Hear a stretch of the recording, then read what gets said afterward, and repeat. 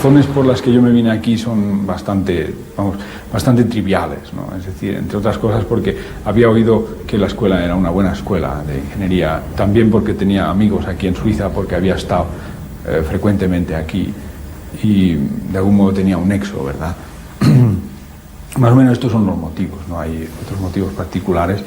Y de modo que me vine aquí, y ya te digo, me traje todo aquel bagaje de cosas que me habían enseñado y de cosas que había aprendido, que había visto y que ha sido realmente, que considero que fue una época muy, muy importante también de nuevo en mi formación y que en el fondo es de donde se viven los 20 primeros años de la vida de uno, ¿no?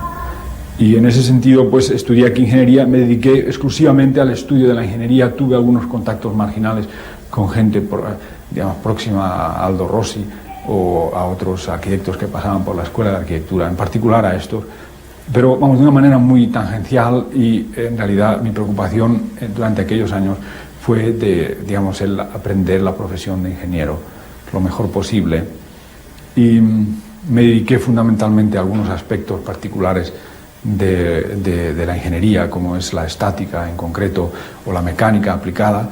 Y entonces, insisto en que fueron un tiempo bastante de estudio y de reflexión y además ligado a un contexto escolar que era muy diferente al que había tenido antes, es decir, mucho más autolimitado en sí mismo, en el sentido de decir que los programas estaban muy definidos, probablemente excesivamente definidos, y que entonces, de algún modo era prácticamente lo contrario de lo que había hecho hasta aquel momento. Entonces esto me sirvió también para ordenar las ideas que había recibido en su día en la Escuela de Arquitectura de Valencia, para ordenar todo aquel bagaje de conocimientos que había adquirido y para empezar, de algún modo a olvidar las rutinas, ¿no? Y a olvidar, los planteamientos a priorísticos que se traducen muchas veces de la enseñanza escolar. Y de algún modo incluso olvidarme de la arquitectura o de aquello que yo había entendido que era la arquitectura.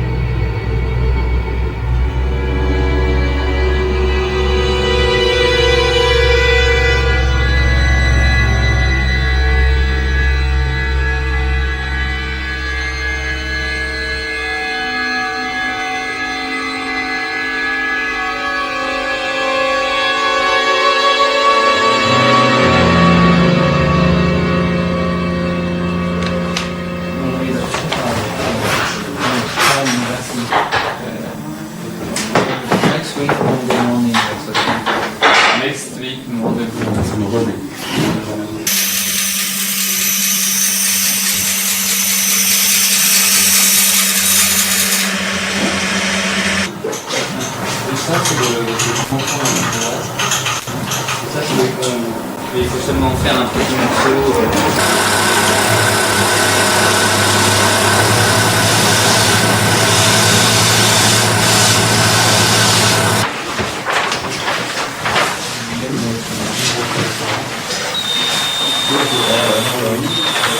Jag tänkte att man måste klara av att köra.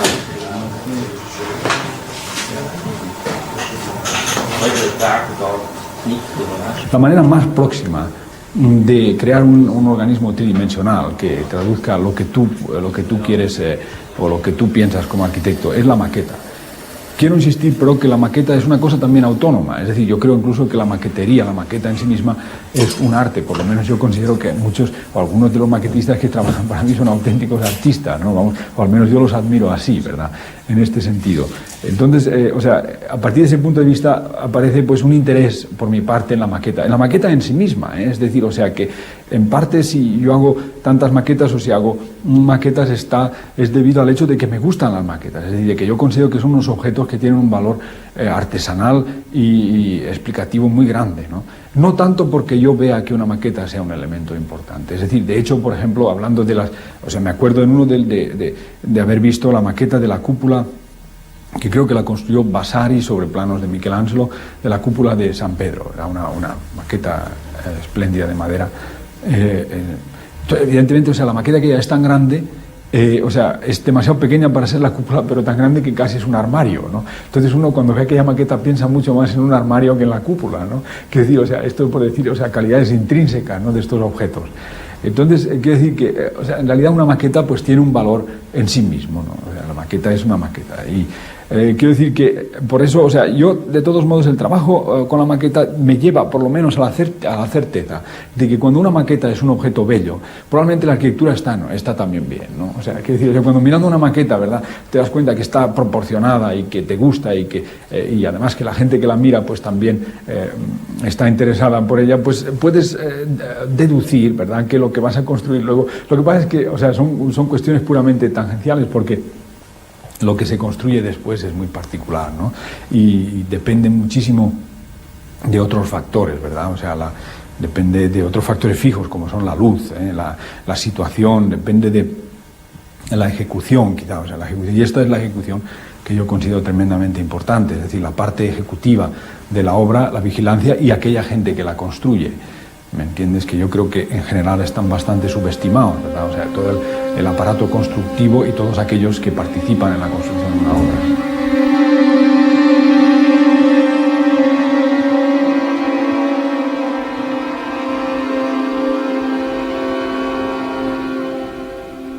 Es evidente que existe la metáfora, ¿no?, de emplear una casa, o sea, que tiene un esqueleto de esta manera, ¿no? O sea, es decir, una casa como un esqueleto de lo que sea, ¿no? Entonces, o esta casa es como un esqueleto, ¿no?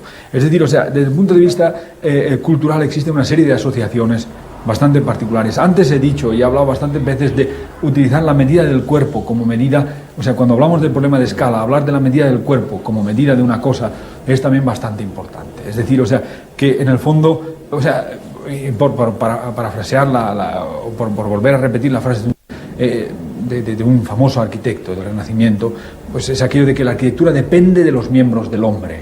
Es decir, que todo el problema anatómico, desde la proporción hasta el tamaño de una cosa, hasta la relación entre la persona y el espacio y lo grande que es en relación a un objeto, como yo decía, la cúpula de Michelangelo en modelo pues es un armario, en cambio en realidad es un gran espacio, un grandísimo espacio. La cúpula del Brunellesco es mucho más interesante como forma exterior que como espacio interno.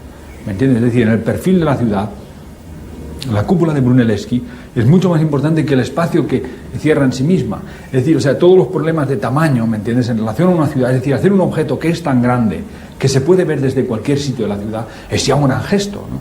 ¿Me entiendes? ¿Por qué? Porque, o sea, ya no solamente va en relación al cuerpo del hombre, sino al cuerpo de un grupo de hombres que han consolidado una ciudad. Entonces aparece un objeto que es tan grande que se percibe perfectamente en la silueta de esta ciudad. Entonces todo este tipo de problemática es tremendamente importante porque al final vamos a parar a lo mismo, ¿verdad? Y es al tamaño no sé, de un hombre con los brazos abiertos o de una persona, ¿verdad? Y el tamaño de una mano y el tamaño de un pasamanos, el tamaño de un tubo, y todo se reporta al fin y al cabo a esta persona que es el usuario. Entonces también se reporta su esqueleto, es decir, se reporta su esqueleto en el sentido, pero ahora, o sea, me interesa el esqueleto desde el punto de vista metafórico, ¿no? Es decir, por todas es decir, por ejemplo, en los tratados anatomistas de un determinado periodo, ¿verdad?, pues dibujan a esqueletos tocando el violín o dibujan a esqueletos haciendo actividades humanas. Entonces, o sea, en realidad tiene una doble connotación, ¿verdad? Porque el esqueleto en realidad nosotros lo asociamos también a la muerte, por ejemplo, ¿no? Entonces, o sea, todo este contexto, ¿verdad?, es tremendamente interesante, es tremendamente inmediato y tremendamente sugestivo, ¿verdad? Al mismo tiempo tremendamente eficaz, ¿no? No tanto desde el punto de vista del símbolo, sino por su eficacia portante y constructiva. Es decir, que cuando uno construye a partir de pautas esqueléticas, pues está trabajando bastante dentro de un contexto ingenieril, en el que, por ejemplo, el vocabulario puede estar hecho de barras y de nudos, y está hecho de barras, además, cuya sección no es solamente un tubo, porque se dispone solamente de un prefabricado, que es un tubo, sino que está hecha a lo mejor de una sección variable que se adapta a las fuerzas determinadas, como en realidad el caso de los esqueletos de las personas o de los animales es referido al campo gravitatorio, es decir, a partir de una optimización más o menos, digamos, en todo caso genial, ¿verdad?, de la naturaleza, ¿me entiendes? Pues resulta que estas estructuras pues no disponen normalmente de más materia de aquella estrictamente necesaria, lo cual pues les da unas formas muy particulares que no son muy inmediatas porque somos al fin y al cabo nosotros mismos. Entonces, en este sentido, O sea, y a partir de toda esta referencia, ¿verdad?, siempre a la persona y al individuo, o sea, quisiera quizás subrayar dos cosas. De una parte, pues que es un camino también muy directo a un determinado humanismo, es decir, a una determinada relación con el individuo, porque que al fin y al cabo es el usuario y al fin y al cabo es el centro y el centro de un cosmos que nosotros conocemos, o al menos tal y como nos lo planteamos a partir de las premisas culturales de nuestra época. Entonces, al mismo tiempo, tiene también o sea, es decir, en el fondo que se trata de un sistema muy generoso de aproximación al problema de resolver es decir, o sea, y a la búsqueda de un vocabulario para resolver un determinado problema. Y que desde mi punto de vista, y muy a pesar de a lo mejor de conocimientos a priorísticos y de que yo esté hablando de arquitectos continuamente, hoy por hoy me parece mucho más próximo esta aproximación al problema, es decir, este esbozo somero de un humanismo hecho de proporciones y de mesuras y de formas estructurales de huesos, está mucho más próximo al mundo del ingeniero y al mundo o sea, es decir, la visión del ingeniero y la contemplación y el punto de vista del ingeniero frente a la naturaleza deriva mucho más de este humanismo que a lo mejor la aproximación del arquitecto hoy por hoy, que es mucho más abstracta. Es decir, o sea, yo creo que incluso diría yo que no tanto en la elección de sus modelos estructurales, en la que el ingeniero trabaja de una manera puramente abstracta, es decir, un modelo estructural para la resolución, es decir, aquello que el ingeniero suministra al computador o con lo que es una imagen puramente abstracta de una realidad, además de una pureza abstracta, o sea, es una pura creación del espíritu, ¿no? Por aquí decir, o sea, de la inteligencia, ¿no? Estos esquemas con los cuales se trabaja para reconocer por analogía el comportamiento natural y real de la estructura, pero al mismo tiempo, es decir, en su filosofía y en sus orígenes de su filosofía, el ingeniero está mucho más próximo a todas las problemáticas naturales. Desde mi punto de vista, también puede ser el personaje mucho más sensible, o digamos el personaje sensible a todo el problema ecológico, de planteamiento paisajístico de obras, de planteamiento de las consecuencias paisajísticas que una obra, o del impacto que una obra puede tener en un contexto, tanto desde el punto de vista, digamos, de emisiones como de paisaje, etcétera, etcétera. Y en ese sentido yo suscribo hoy por hoy, sobre todo en el momento en que el ingeniero deje de determinados esquemas de comportamiento que le son propios porque le son de rutina, es decir, por su formación y por su actitud respecto al contexto, pueda derivar mucho más rápidamente en este sentido que a lo mejor el lenguaje que le es común a los arquitectos. O sea, digamos al arquitecto como personaje puesto dentro de un contexto constructivo, es decir, arquitectos ante ingenieros.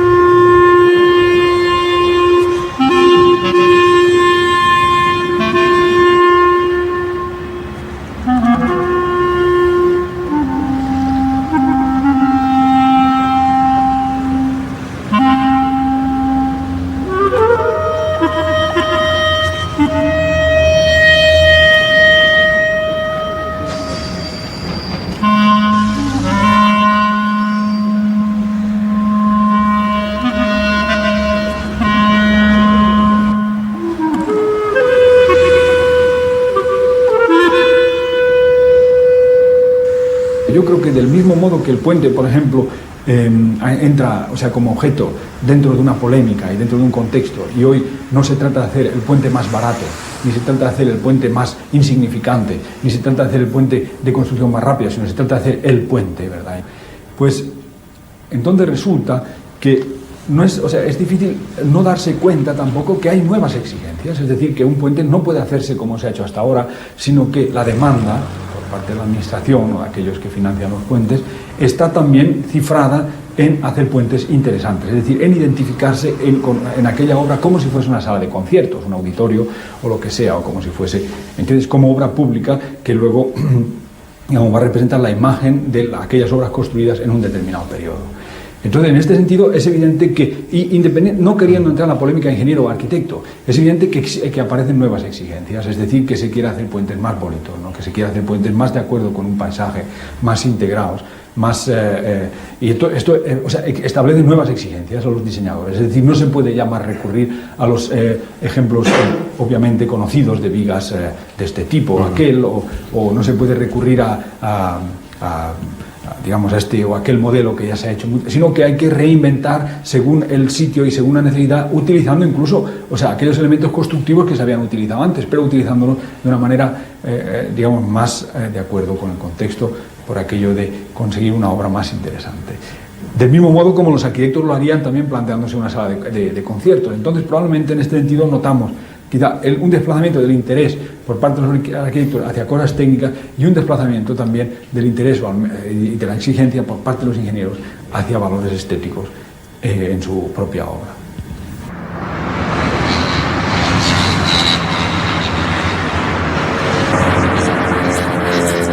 Yo en realidad lo que soy es un formalista, ¿verdad? O sea, si es que, además, o sea, digo una palabra que en mis tiempos era una palabra tremendamente, ¿cómo se llama? Muy, vamos, seguramente, o sea, si se me puede hacer alguna crítica brutal y despiadada, es la de ser un formalista. No tanto quizá, o sea, en el contexto de los...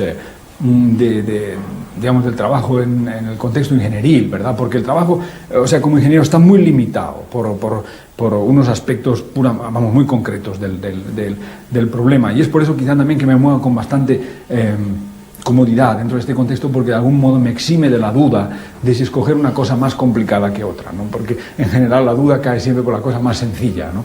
Pero es decir, la solución cae siempre por la cosa más sencilla. Pero en todo caso, es decir, o sea, la aproximación, o sea, la búsqueda de una poética que viene del hecho plástico y el pretender que edificios pueden ser como grandes esculturas, ¿me entiendes? Esto es una ambición callada, ¿verdad? Y digamos un poco, digamos que a lo mejor trasciende en algunos y en otros no trasciende en algunas obras, ¿verdad? Pero es muy, o sea, digamos, es muy propia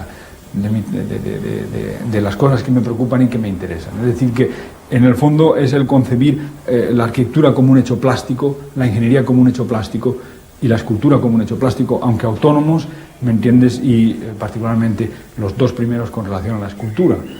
Pero, digamos, o sea, tremendamente, o sea, en todo caso, digamos, a todos ellos concebidos como hechos puramente plásticos.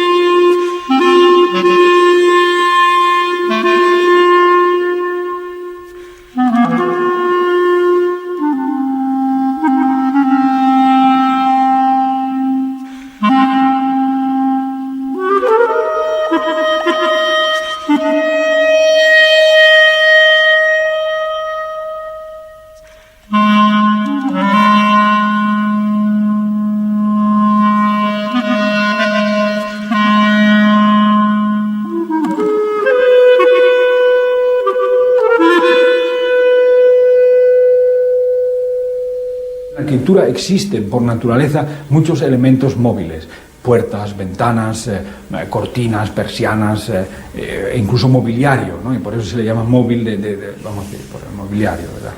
Entonces resulta que el hecho en determinados, en algunos, o sea, digamos, cajones, elementos de mobiliario, casi siempre, o sea, elementos, digamos, un poco ínfimos o secundarios, pero que tienen en sí mismo el germen, ¿no?, de todo el problema de la movilidad. Es decir, son, por ejemplo, una fachada con las ventanas abiertas o con las ventanas cerradas pueden ser dos fachadas diferentes, ¿no? Esto es un hecho interesante, digamos, al menos un pensamiento muy, muy provocador, ¿no? ¿Me entiendes? Una casa con las ventanas, digamos, una fachada que puede transformarse, por ejemplo, que puede ser durante el día de una manera y durante la noche de otra.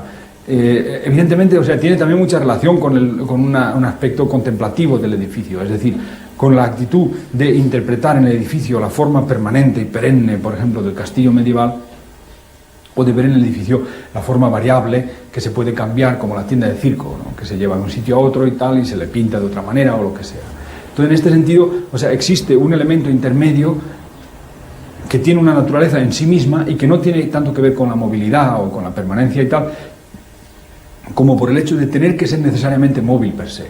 Entonces todo esto lleva, digamos, en sí mismo y desde el punto de vista puramente estricto y funcional, a descubrir una serie de posibilidades, ¿no? Puertas, de grandes puertas que se transforman y se convierten en voladizo, por ejemplo, o puertas que se pliegan y en estado plegado pues tienen al menos tanta entidad como cuando están cerradas, porque incluso cuando están cerradas se renuncia a su calidad de plano y se le da también una forma plástica, por así decirlo, buscando siempre el recurso de un, digamos, de un elemento que nos es bastante conocido, que son todas, digamos, sobre todo en la plástica moderna, ¿verdad? Desde Naum Gabo hasta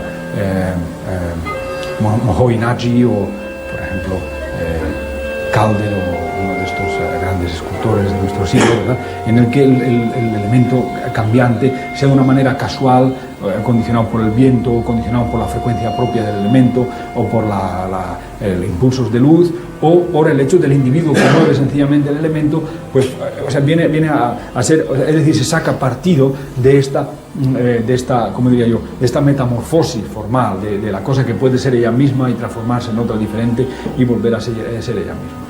Esto yo encuentro que es un tema bastante interesante, pero digamos que tampoco es nuevo y que en el fondo, digamos, en determinados proyectos, en casi todos los que he podido, he seguido de una manera bastante obsesiva. Ahora de momento, por ejemplo, estamos haciendo las cubiertas para un restaurante en el que, digamos, se trata de hacer un restaurante que tiene unas cubiertas que se mueven y tal. Pero también el aparato de movilidad, el tener dos estados, es decir, de que una cosa no esté perfectamente definida en una forma, sino que tiene que estar en dos estados colapsables, incluso en etapas intermedias definidas, pues es bastante, digamos, es muy excitante, ¿no? O al menos es muy, yo diría que es todo un campo que a mí me interesa particularmente. Por otra parte, digamos, existe también, volviendo de nuevo al marco genérico de la discusión, pues yo diría lo siguiente, que existe es decir, que en sí mismo requiere todo un aparato técnico, me comprendes, que también es muy interesante en sí mismo, es decir, que no se trata, o sea, que se recurre, o sea, que hay que recurrir a aparatos, por ejemplo, como son articulaciones, que hay que recurrir a motores, que hay que recurrir, y entonces esto pone también, o sea, lleva en sí mismo una complejidad que puede ser, yo diría incluso, no sé, pienso, por ejemplo, aquí en Suiza hay un escultor que se llama Tange Lee, que es un hombre que hace esculturas móviles, ¿verdad?, de un movimiento relativamente caótico, pero en el que los motores incluso forman parte de este contexto y que son, pues, piezas fundamentales, ¿no? Entonces quiero decir que con todo esto lo que, o sea, llegas a quizá por llevarlo a un origen, ¿verdad?, es que si yo tuviese de algún modo que resumirlo en muy poco, ¿no?, en una fórmula, el problema de la dinámica con relación a la estática, es que la fuerza en realidad no es más que un movimiento congelado, ¿no?, por así decirlo. O sea, las fuerzas son movimientos que no acaban de serlo. Esto es una interpretación bastante interesante. De hecho, la fórmula habitual de las fuerzas, ¿verdad?, es masa por, habitual, es decir, la que nosotros conocemos, en la que nos introduce la mecánica clásica de fuerza, es igual a masa por aceleración, siendo la masa un elemento estático, es decir, un elemento inherente a la materia, y en cambio la aceleración, pues, es la componente dinámica o cinemática de esta fórmula. Entonces, en este sentido, es decir, o sea, se podría decir de algún modo que fuerzas, o que las fuerzas son como si fuesen elementos, es decir, movimientos congelados. Es decir, o sea, una fuerza es algo que está a punto de pasar, pero que no ha pasado, ¿no? Una especie de espada de Damocles que si se rompiese, pues podría producir una catástrofe, ¿no?, algo por el estilo. Entonces, en este sentido, digamos, la aproximación al problema de la fuerza es mucho más interesante, ¿no? Es mucho más, es decir, y al mismo tiempo, o sea, digamos, es como si, o sea, en el momento en que una fuerza se convierte en un movimiento, es mucho menos interesante que en el momento aquel en que está a punto de convertirse en un movimiento. Toda esta polémica yo la he estudiado un poco a nivel de mis recursos, o todo este campo, pues lo he estudiado en algunas esculturas. Ahí, por ejemplo, tengo una escultura de cubos blancos superpuestos, verticales, en que, digamos, la verticalidad y el camino de la fuerza está mucho más claro que en aquella en que los mismos cubos, sencillamente por un desplazamiento hacia adelante, aparece como un elemento tensional de gran importancia, en el que el sentido del movimiento juega un papel muy importante. Sería algo así como pasar de determinadas esculturas griegas, en el segundo caso, a determinadas esculturas egipcias, en el primer caso, ¿no?, en que el hieratismo y la verticalidad juegan un gran papel en la escultura egipcia, y en cambio en la escultura griega el movimiento o el movimiento congelado, o incluso en la época más clásica, la idea del movimiento, es decir, aquello que acontece en el momento antes de empezar el movimiento, es de una gran importancia. Entonces, si te das cuenta, o sea, hay todo, o sea, en determinadas épocas, pues el hecho de la anatomía ha tenido una gran importancia, y también el hecho del movimiento, es decir, la anatomía reportada al movimiento e incluso a la idea del movimiento, es decir, el discóbolo. El discóbolo lo conocemos en la posición justo antes de lanzar el disco, es decir, o sea, justo antes de lanzar, es decir, donde toda la tensión y toda la idea del movimiento que se va a producir en ese momento está implícita, o justo antes de disponerse a lanzar el disco, ¿no? ¿Me comprendes? En posición vertical, es decir, que, o sea, la idea, o sea, cuando el símbolo y el contexto que se está haciendo representa muchísimo más una idea de un acontecimiento que todavía no se ha desencadenado.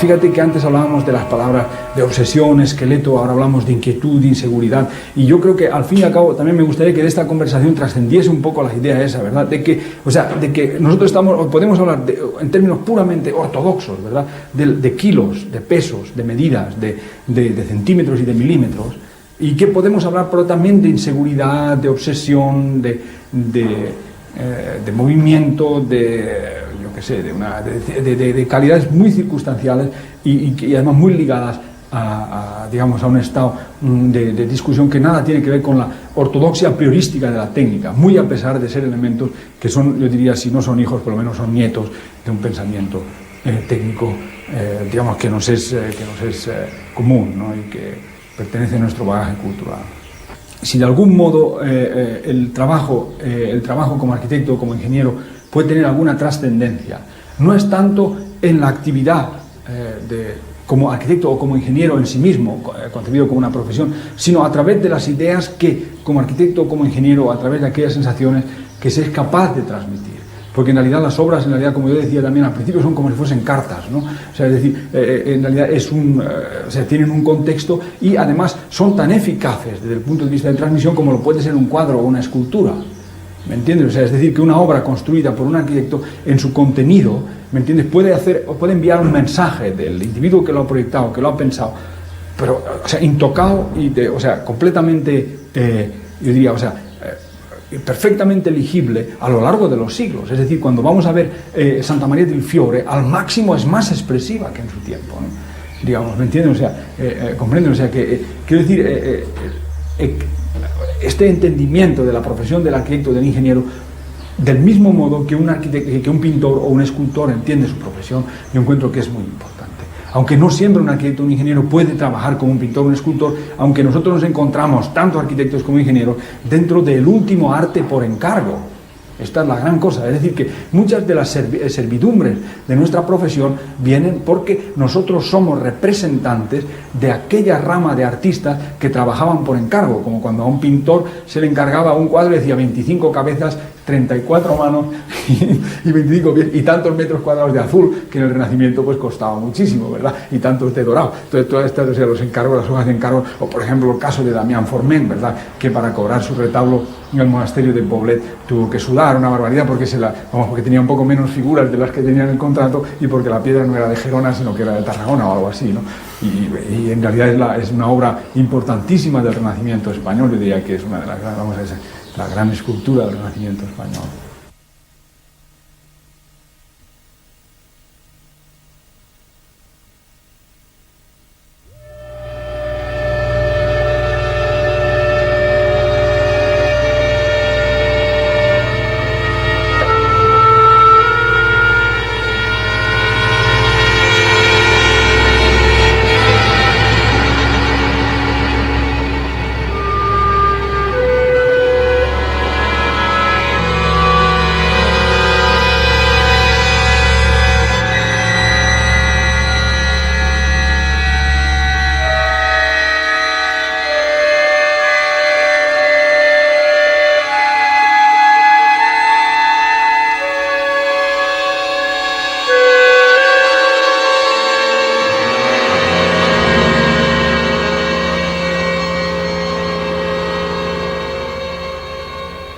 hay una visión bíblica, ¿verdad?, de Dios alfarero, ¿verdad?, que infunde a través de un soplo vida a la materia inerte. Yo no creo que un arquitecto es eso.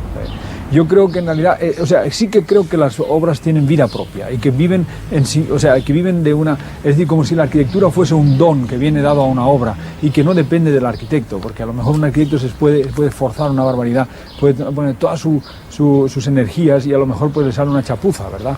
Quiero decir que la arquitectura es una cosa, digamos, o sea, como cosa autónoma y como vida de la obra, ¿verdad? Es una cosa independiente desde mi punto de vista, o bastante independiente del trabajo del arquitecto, y además, o sea, como ente, o si estuviésemos en tiempos de los dioses, de los griegos, tendríamos que definirla como una especie de esa o algo así, pues tremendamente caprichosa, ¿verdad? La arquitectura, ¿verdad? En el sentido de que, digamos, se complace a lo mejor en dar mérito a cosas insignificantes y a cosas que a priori se les da una gran importancia, pues resulta que son unos churros increíbles, ¿no? O sea que, de modo que es vamos, en este sentido, esto referido a una visión de la vida propia de las obras, si es que de algún modo se podría establecer un contexto metafísico, ¿verdad? Es decir, que digamos que aquello que se ha construido tiene un valor per se y tiene una vida per se. Por otra parte, o sea, y siempre como analogía, o desde el punto de vista metafórico, yo creo que se ha empleado muchas veces el hecho de decir que o sea, decir, por ejemplo, la respiración exacta de un edificio, la respiración de un edificio,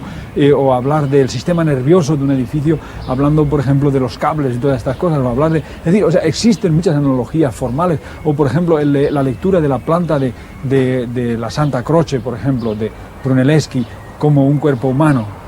¿Me entiendes? Es decir, o sea, el hecho de que se compare a una arquitectura como un organismo, esto es muy corriente. O descripciones, por ejemplo, de Víctor Hugo sobre Nuestra Señora de París, en que la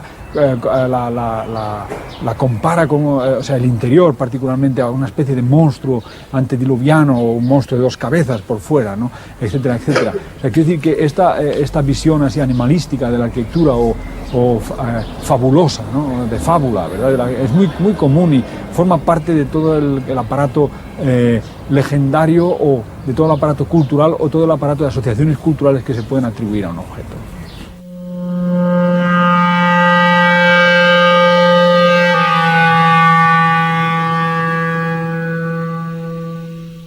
Se trata de buscar una especie de vocabulario lo más personal posible para que me sirva a mí, ¿me entiendes?, para expresar de la manera, con un estilo lo más personal posible, aquellas cosas que me preocupan personalmente.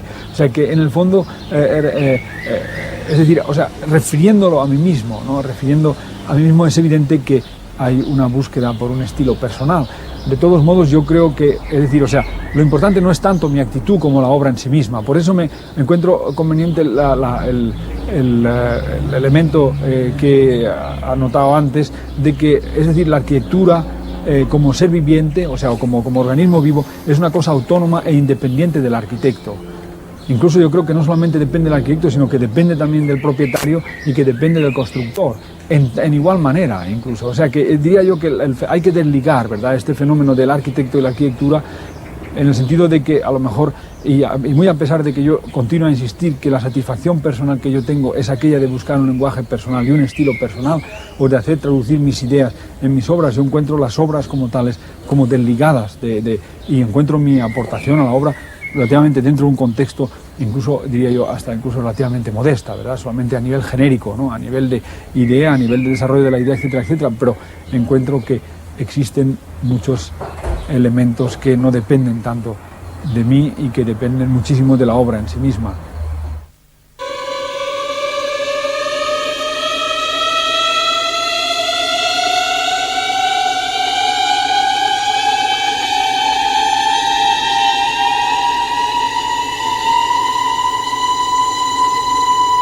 Todo lo que es forma ha sido diseñado, ¿no?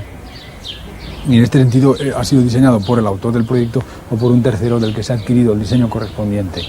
En el caso del Taburetli era una ocasión, ¿verdad?, realmente para entrar mucho en detalle dentro de entre otras cosas por la pequeña escala del objeto, ¿verdad? Es decir, que tratándose de un objeto de una superficie muy pequeña y tratándose de un objeto de poco, o sea, muy pequeño, ¿verdad?, pues era para mí, digamos, muy atractivo el poder desarrollar en la medida porque hay muchas cosas, por ejemplo, allí que no he desarrollado yo y que me eran dadas, pero vamos, o sea, que mi intervención quería tener un aspecto un poco más amplio y pasar desde el guardarropa hasta el pomo, hasta el pasamanos, hasta las puertas, hasta no sé, los armarios, etcétera, etcétera. O sea, esto es importante, es decir, es muy importante el llevar una cierta disciplina de diseño. Tengo que decir que en algunos proyectos, por ejemplo, soy tremendamente, ¿cómo diría yo? O sea, tremendamente restrictivo, ¿no? En el sentido de decir, por ejemplo, solamente 2 materiales, acero y hormigón, y nada más, ¿no? A lo mejor un pavimento de granito, pongas por caso, pero vaya, o sea, resolver todos los problemas con 2 materiales. Y debe ser muy interesante también hacerlo con un solo material, cosa que no he probado todavía hasta ahora. Es decir, sí, lo he probado una vez en el pabellón de cemento entonces quiero decir que en el fondo es, o sea, hay un elemento de disciplina, o de disciplina de estilo que se puede controlar perfectamente a través de la elección del material y de la elección, también decir, solamente un solo material.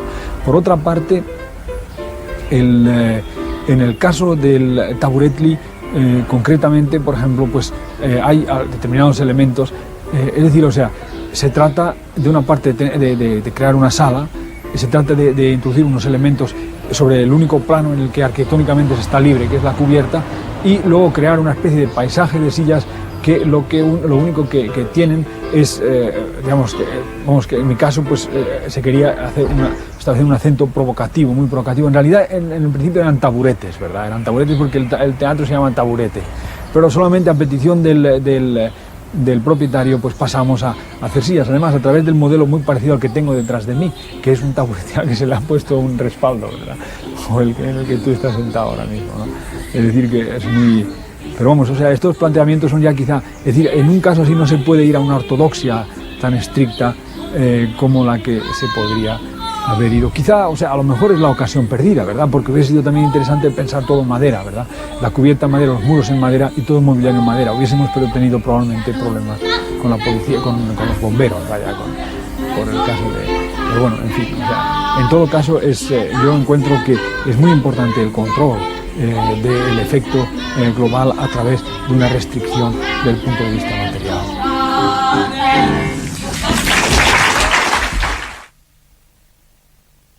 La idea era de crear una especie de, una forma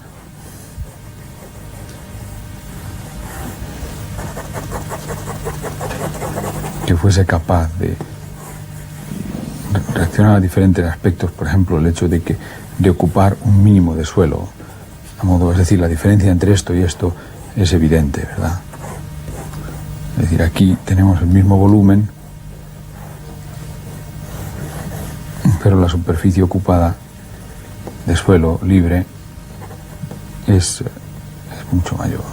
Es decir, que en el caso segundo, es decir, que si comparas esto con esto de aquí, para la misma propiedad, con el mismo volumen, ¿verdad? Realmente es diferente, ¿no? Entonces, en este sentido, digamos, queríamos crear unos habitáculos relativamente pequeños, ¿verdad? Que se integrasen dentro de la propiedad. Pues esto es en planta, ¿verdad? Pues nos hubiese salido una cosa así. Entonces aquí no te quedan más que esquinas para pasar alrededor, y en cambio aquí pues quedan espacios bien definidos delante y detrás, con accesos laterales de este tamaño, que siguen sirviendo y que permiten la vida al exterior y el ajardinado, etcétera, etcétera. Entre otras cosas también por dejar el terreno libre, por dejar que el agua siga, el agua de la lluvia pues siga entrando dentro de la tierra, etcétera, etcétera. Entonces nos parecía conveniente también, y siempre a partir de este modelo de casa, el abrir la cubierta por arriba en un determinado sitio para dejar entrar el sol. También abrir aquí delante una especie de terraza que permitiría de nuevo la entrada de la luz, y aquí también en esta parte posterior abrir para dejar entrar la luz. Es decir, que también la idea de ventana como elemento vertical, como la conocemos normalmente, pues también viene cuestionada aquí por una serie de aberturas en la cubierta que se articulan fundamentalmente alrededor de la escalera que va subiendo. Entonces la escalera es un elemento transparente, y alrededor dado que la vivienda tiene 3 plantas, alrededor del cual se desarrolla la vida en el interior de la casa, porque todo, prácticamente todo es hormigón.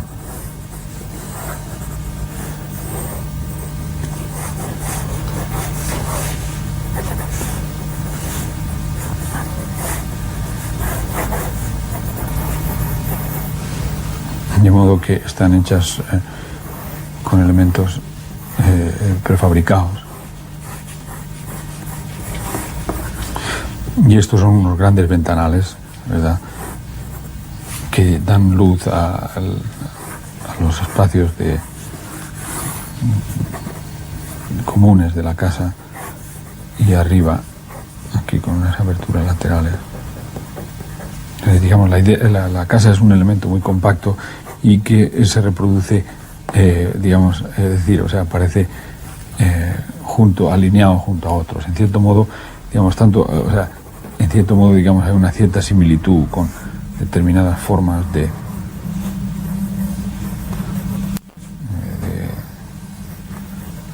automóviles o cosas por el estilo. No por aquí de hacer una casa como una máquina, tanto como por el hecho de recoger una poética, digamos, de situaciones muy rudimentarias, como son los coches aparcados unos al lado del otro.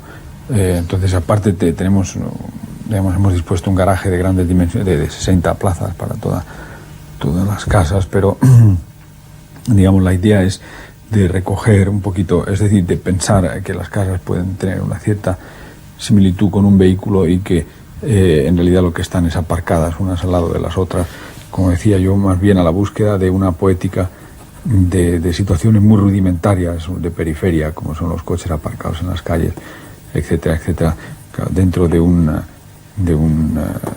esquema de ajardinado bastante potente, espero yo, que le quite un poco el carácter de artificialidad, de modo que la perspectiva de todo este conjunto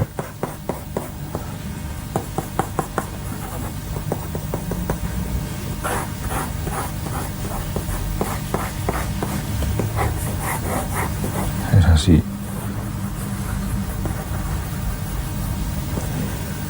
Y digamos, en vez de tener focos y lámparas e historias, pues lo que tenemos son caminos que marcan perfectamente el acceso individual a cada una de las casas, situadas lateralmente. Evidentemente se puede también acceder por dentro del garaje y subir por las escaleras a cada una de las casas.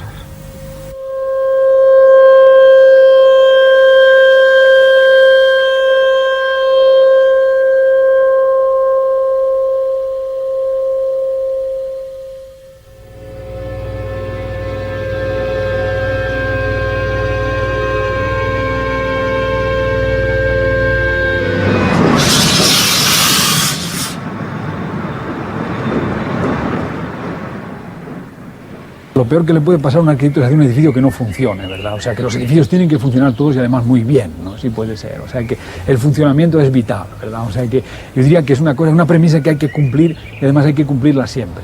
Y si alguien se aleja de planteamientos funcionales en función de determinados planteamientos, lo que hace a lo mejor es introducir contradicciones interesantes dentro de la obra en sí misma.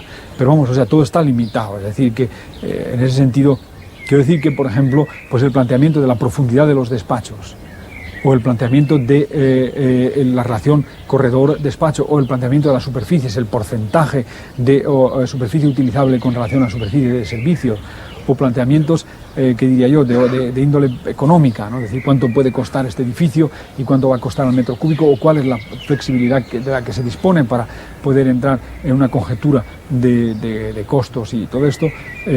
Pues esto yo creo que es muy importante también dentro de la obra, aunque sean muchas veces, o sea, cosas ligadas, o sea, aunque sean cosas mundanas, y aunque sean cosas que tienen que ver, digamos, con la relación arquitecto-cliente y que tienen relativamente a lo mejor a priori poco que ver con la arquitectura, pero que también son fundamentales porque luego imprimen la elección del vocabulario. Es decir, más allá de los problemas formales, pues a lo mejor escoges determinados materiales porque son más económicos o porque sabes que el precio al metro cuadrado de tal y tal tipo de pavimento es mucho, y esto evidentemente forma parte de toda la discusión respecto a la arquitectura. ¿Qué es lo que han hecho muchos arquitectos hasta ahora? Es decir, ¿cuál es la imagen que se tiene del arquitecto, ¿verdad? ¿Es el arquitecto un artista o no es el arquitecto un artista? Mucha gente se escandalizaría, ¿verdad? Diría, el arquitecto es un artista, ¿verdad? El arquitecto es un señor que firma y cobra, ¿verdad? Y hace unos planos y tal, y salen los bloques y los pisos estos, ¿verdad? Y tiene tantas viviendas por planta y tantos pisos por metro cuadrado y cosas de estas, ¿verdad? Esta es la imagen que desgraciadamente se tiene del arquitecto y que, digamos, que está perfectamente, digamos, enmarcada, además con acontecimientos a nivel geográfico. Por ejemplo, véase la Costa Blanca, o véase la Costa del Azar, o véase la Costa Brava, o véase toda la costa mediterránea en general, ¿verdad? Está plagada de estas intervenciones, estas pequeñas cacas que los arquitectos han ido poniendo un poco en todas partes, grandes, altas, anchas, largas, etcétera, etcétera, y que han ido plagando. Claro, evidentemente yo creo que en este sentido pues habría que hacer una pausa y decir, ¿es esto un arquitecto o no es esto un arquitecto? Yo no quiero entrar en esta discusión. En todo caso, yo diría que mucha de esta arquitectura, particularmente pienso a sitios como Peñíscola, que conozco bastante bien, es decir, en este caso la intervención constructiva ha sido, ha sido depredadora hasta niveles exagerados, hasta niveles de una, diría yo, de una degradación del paisaje que llega hasta, hasta niveles irrecuperables. En este sentido, digamos, yo nunca me he identificado y espero, nunca identificarme con este tipo de imagen de la profesión. En cambio, sigo considerando que el arquitecto es el último artista o uno de los últimos artistas por encargo. Es decir, que sigo considerando y defendiendo con vehemencia el arquitecto como artista, ¿verdad? Es decir, la profesión, o la arquitectura como arte y el arquitecto como artista. Y sigo considerando que además la arquitectura es un arte social y es un arte que está al alcance de todo el mundo y que se puede hacer arte en las viviendas subvencionadas más sencillas o en un palacio. O se puede hacer arte en la calle, que todo el mundo puede acceder, puede tocar y puede palpar y puede ver y puede sentir, y es patrimonio de todo el mundo. De todos, en este sentido, y son arte las plazas, y son arte los espacios públicos. Porque el arte no tiene necesariamente que estar en los museos, porque el museo es un invento, del siglo XIX, no es muy antiguo, ¿no? Quizás del siglo XVIII, no sé cuándo, pero eso no es muy antiguo, ¿verdad? La colección, el museísmo viene más bien, además, a través de por otros caminos, ¿verdad? La idea del coleccionismo y el museísmo tiene que ver, entendido como lo entendemos hoy, a pesar de que los museos sean gratis, es un producto de una burguesía muy selecta, ¿verdad? Que se hace sus propios gabinetes de estampas, de pinturas, de cuadros o incluso de raridades, ¿verdad? Que luego se convierten en museos de arte, de pintura, etcétera, etcétera, con el tiempo que se convierten en museos de ciencias naturales o lo que sea.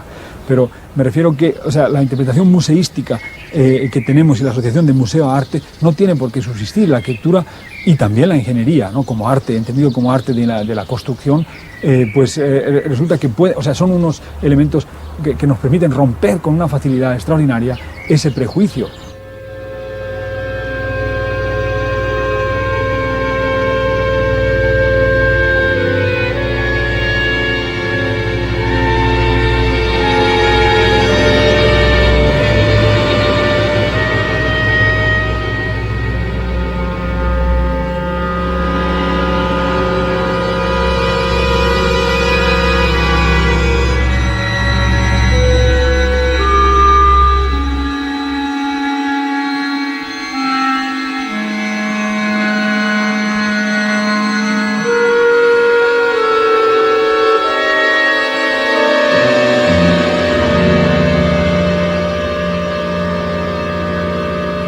Una cosa importante desde mi punto de vista es el hecho de ver que han cambiado las cosas, en el sentido de decir que si se mira a los años 50 particularmente, los años 50 en toda Europa en general es una época de reconstrucción, ¿verdad? Es una época en la que además hay grandes movimientos migratorios internos, ¿no? Una gran parte de la población rural pasa a las ciudades, etcétera, etcétera. Entonces esto crea una demanda desmesurada, ¿verdad?, de viviendas a través de unos fenómenos migratorios completamente incontrolados. Véase la periferia de Barcelona, por ejemplo, la de Madrid, etcétera.